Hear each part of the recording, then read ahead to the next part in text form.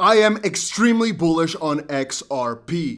And today should be the day, right? Because it marks March 31st, the end of the lawsuit, as many of these lawyers have said. And so you know what that means, right? Today could be the day that XRP finally sees justice and goes to the moon. But alas, I want to say that it's not that day, but the thing is, you don't know when the lawsuit is going to end, right? Because it's going to be some sort of announcement in a snap. So all I can say is, let's hope it's today, let's hope it's soon, but here's what I think is going to happen. I'm honestly convinced that what's happening right now in the background is extremely good for XRP. And I'm surprised I couldn't fathom this earlier. I think a lot of you guys have also not been thinking about this properly. Do you guys remember that complaint from the CFTC against Binance, which came out like 2 days ago? We were covering how the CFTC is basically calling Ether, Litecoin, Bitcoin, etc. all commodities in that letter. And a logical deduction was, okay, maybe the CFTC, in turn, because of things that happened in the past with FinCEN, for example, and XRP, maybe they're actually gonna call XRP a commodity in that sense too. Well, now that I've had some time to think, and sit down and really think about all these things, I'm really seeing it like this. And guys, make sure you press that like button if you are also bullish on XRP and you think that things are about to change soon. But let me give you my thoughts. I think what we're seeing right now is three things at the same time.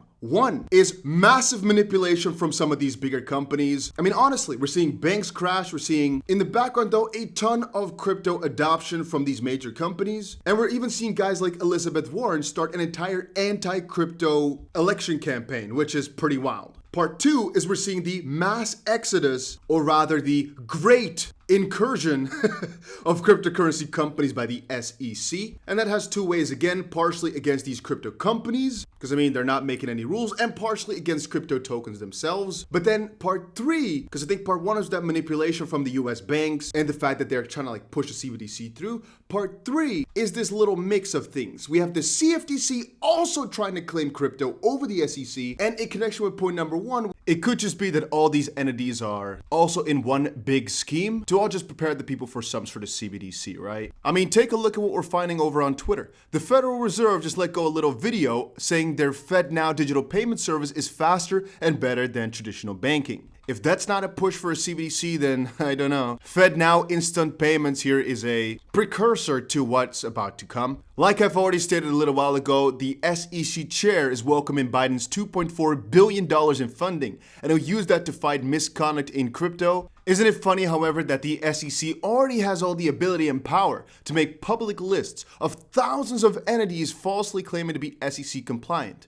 But they can't give you any one single rule as to what defines an uncompliant crypto token. How is that billions of dollars going to help? The only way it's going to help is to go against more crypto companies in terms of lawsuits. Like we already saw in their plan, they want to hire hundreds of new people to pursue crypto companies. In enforcement action, not in terms of rulemaking.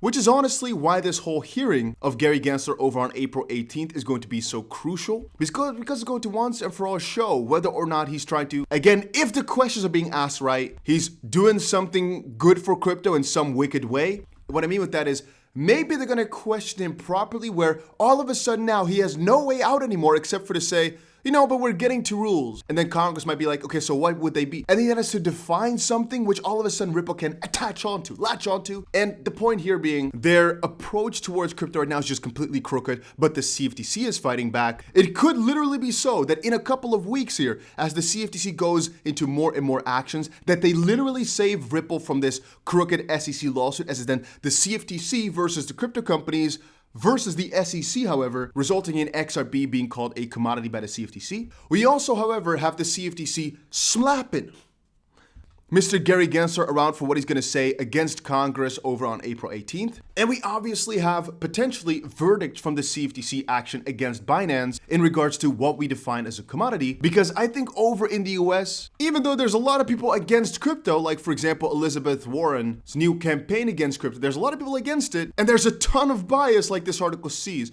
Crypto industry customers have 1 week to find a new home for their signature bank accounts, or the FDIC will close their accounts and send them a check in the mail. Meanwhile, all non-crypto accounts have transitioned over to the new acquiring bank from Signature Bank. So this is again only biased against people with crypto companies basically. All the crypto associated accounts have to screw over and they will not be accepted by the new acquiring bank, which is scary. I think the general consensus is here that the SEC is overreaching and that Ripple will win. We've even seen Jim Cramer and Cathie Wood from ARK Invest, all those behemoths, and Masari even, all start to turn kind of bullish on the fact that Ripple could definitely win this. And I think that the general consensus of the crypto market is that the Ripple verdict is going to bring a massive altcoin season with it.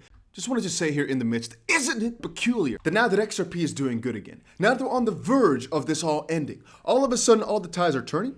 Asset investors said hell froze over, lead article on CoinDesk. This right now is the most popular article on CoinDesk.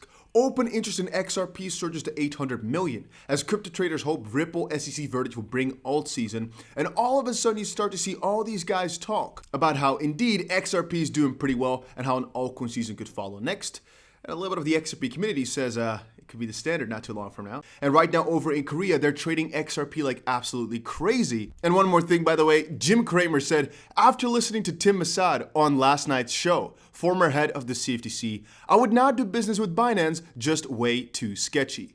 You know, and since Jim Cramer posted that, you know, we have to open some crazy long positions on BNB because, well, that is extremely bullish. We know that whatever Jim Cramer says, the opposite ends up happening. And so when he called for Ripple to win the lawsuit, I got kind of scared. But now all of a sudden he said to stay away from Binance because it's too sketchy. And I'm pretty excited because of that. I honestly think the whole action against Binance is going to call a lot of these cryptocurrencies commodities. And so it's going to be a very interesting battle between the CFTC and the SEC over in the US. Again, guys, I think the US just has a strange approach because they just want to push their CBDC through. They do not want cryptocurrencies to survive because, well, I think like underlying, they're not trying to cause this banking run, right? They're trying to save it. But I think for the most part, they're just utilizing this to lead people on to use their newer product, which will have more control, which is the CBDC. And for that reason, cryptocurrencies can't be the big thing. Because if cryptocurrencies are such adopted and what the people are in for, basically, then why would they all of a sudden switch over to something which takes all this privacy away from them and gives it to the government?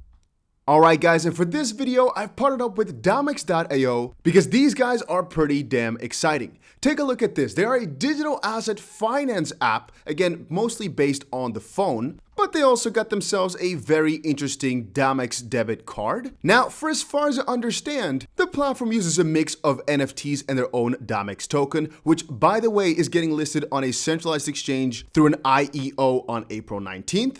They've partnered up with a lot of huge companies and a very interesting roadmap with also a USA market launch planned. So like it said in that little snippet right now, or right there, right now the app is, I believe, only available in Europe. And in the app, it's quite self-explanatory, but you have an exchange, you have yourself your card in there, you can pay your people, your friends or whatever, and you can also get cashbacks. But a unique selling point or an interesting part about this specific platform is the fact that they've been working on this since, I believe, 2017, while only right now going live with an IEO. And again, in their app, you basically have some incentives to live a healthier lifestyle because of some of the rewards and reward systems inside of the app. And for as far as I understand, the token will basically allow you to vote as to what cryptocurrencies will come on the internal exchange, obviously have access to governance, be able to vote on app features, and they've already sold out their 2 private sales. So again, I'm not 1000% sure which exchange is going to do their offering on. I believe that it's going to be on Bitmart and potentially another one. But from their white paper I've read, they're going to list on 3 centralized exchanges. So yeah, make sure you check their newsletter out, and thank you Damex for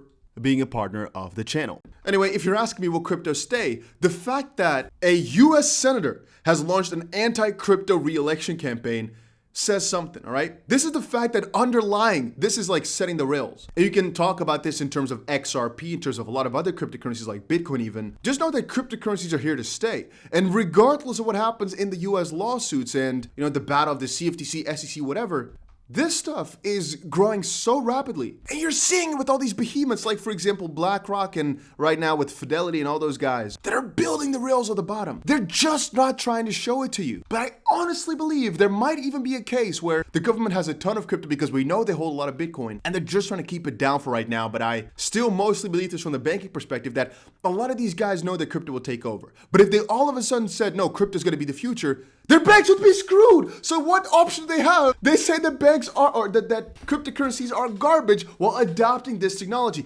That's what's happening in the background. If you don't believe it, if you don't notice this, get your eyes or maybe your ears checked, because some things we can't confirm. What we can confirm, however, is that banks are building these cryptocurrency rails. They also want to stay with the times and they want to make money. They know cryptocurrency is going to make them a freaking ton of money. If they, however, said crypto is the future, where would the money then all of a sudden go? Into cryptocurrencies, not into their pockets. No, what they want is for people to not believe it until they've set all the rails up and then take all the money through them. Economics 101.